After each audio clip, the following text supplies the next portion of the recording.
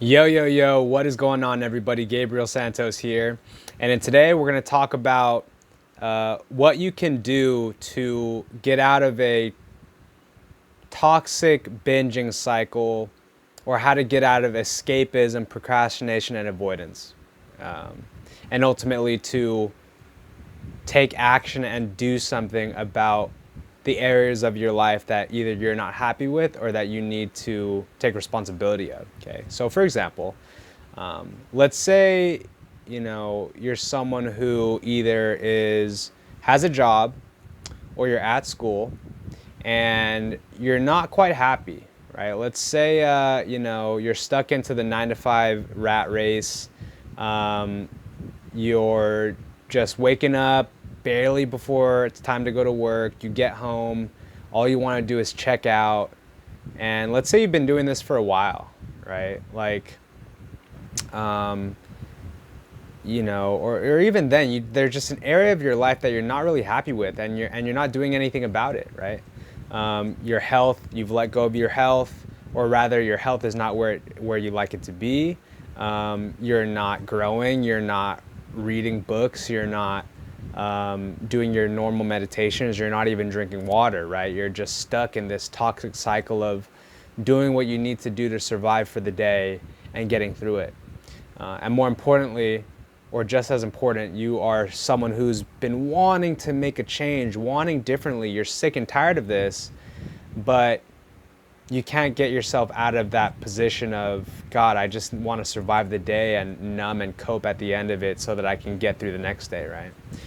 So first of all, I really acknowledge where you're at, and want to acknowledge that you are doing your best just to get through the day, or just trying to take care of the responsibilities that you do have. And when you're in this space, you don't really have the energy or the motivation to eat healthy at the end of the day or something like that. Okay, so I totally get it. And even more so, let's say you're someone who's like, you are kind of like, you feel stuck in it, right? Stuck in binging on fast food, stuck in using marijuana just to kind of escape the day at the end of it. And you want something different, but you don't know what to do, right? So this is videos for you. The first thing I'd say is to, first of all, see where you can give yourself a pat on the back, right? Go from like judgment and shame and hardship to just seeing where you can acknowledge and give yourself a pat on the back, right? Second of all is to not judge yourself if you don't have the energy to change yet, or if you're simply not ready to take ownership of, if you're not ready to do something differently about your situation, right? Let's say you're surviving, but you're not ready to actually do something different. And really, it's okay to acknowledge that. It is okay to just meet yourself where you're at and say, like, I know I want better, but I'm just not ready. And it's okay. I totally understand that space, and that's okay.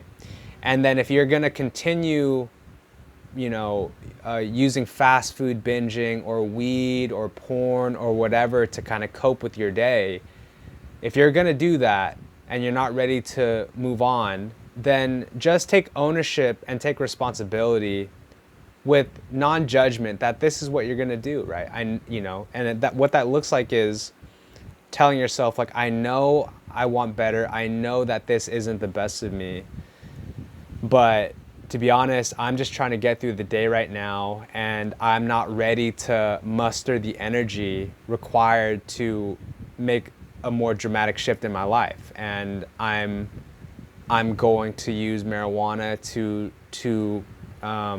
for the end of my day. And also take ownership of the fact that I'm not going to take a look at my life today, and just own that, just own it. And the purpose of this is to remove the guilt and shame over what you're doing, and just get in alignment with where you're at, right? Right? I'm not ready to take ownership and muster the energy to make a change.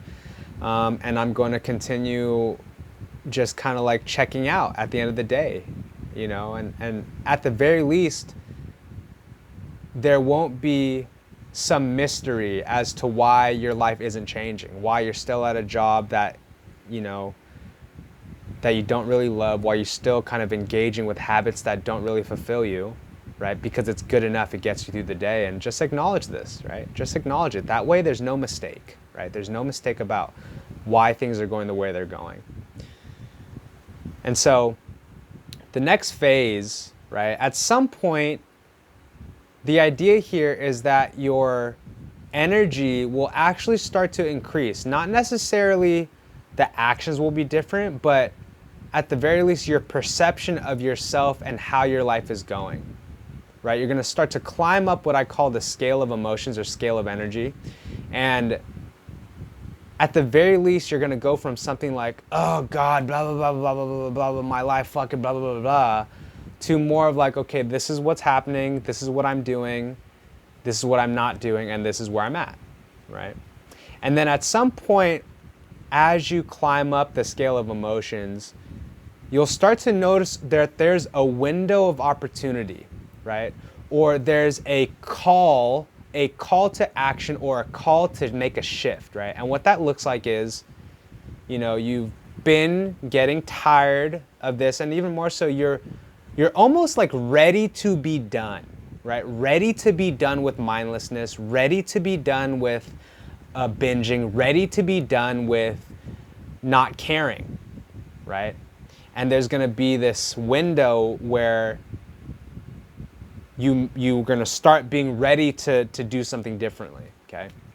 And so, what that looks like is you'll get home and then you'll feel that fork in the road, right? Where, you know, you can start to sense it. You can either go into your typical routine of lighting the joint, getting the beer, you know, putting on the movie, getting the video games, and just totally kind of avoiding the pain points of your life and just checking out because you had a long day, right? You can either go towards that again, which is totally your call, or you can go the other way, right? You can actually begin to do something differently. And this is where this is critical, okay? This is where courage, willingness, and even some pride and anger are critical, okay? So what you're gonna notice is that, pretend this is like a meter, okay? That kind of by default, your meter's gonna wanna go towards mindlessness, coping, escaping, right? Because that's just where it goes, right? You've habituated yourself, you go this way, right? But as you start to move up the scale of consciousness, scale of energy, you'll notice that when you get to that pivot point, you're right here, okay? You're teetering. And on this end is courage, willingness, and ultimately improvement and just the changes you're looking for, right? But the reality is that it requires your conscious engagement and your conscious willingness to do something differently, to take responsibility, and even more than that, the courage to be really honest and almost like snap out of a haze. Snap out of the haze called I'm not gonna pay attention. Snap out of the haze of I'm not gonna care. Snap out of the haze of I'm okay with just getting through the day. I'm okay with just having a blah routine, right? Getting out of that haze. And what that looks like is almost not necessarily an act of defiance against mindlessness, but kind of, okay? But it all starts with courage. Courage to be like, I actually have to do something differently. I have to put the video games down. I have to put the weed down. And remember, in this context, the video games, the weed, they're a symptom of your escapism, okay? They're a symptom of your avoidance and your procrastination. And so the antidote to procrastination and avoidance is to face. And to face whatever it is you need to face requires courage. courage and willingness. Like, okay, I'm gonna stop checking out now and I'm gonna pay attention to what needs attention. I am gonna stop kidding myself like there's things that are not hurting me inside, and I'm going to face those things. I'm gonna have the courage and willingness and the sense of pride and even anger that, you know what, I'm gonna I'm gonna look. And it's that act of taking a look, right? Because you're engaging with the muscle of being awake and being present with the state of your life, right? Because, for example, when my room gets dirty, it's because I'm totally just about procrastination, avoidance, comfort, indulgence, not responsibility. And the reality is I'm not present with the state of my life in my room, right? But I know that you will understand what I'm talking about if you don't already, where when you're in a loop of just escaping, mindlessness, procrastination, avoidance, short-term pleasure, indulgence, weed, porn, pleasure, escape, avoid, it is because we are getting our kicks in life through those vehicles and not through paying attention in our lives. But the moment that you take a pause to be like, holy shit, I've been on this short-term pleasure avoidance thrill ride. Take a pause and have the courage and willingness to look and pay attention at your life. And then the courage and willingness to start picking up the pieces and making a plan towards growth and recovery and healing and ultimately vitality, right? But it's like, man,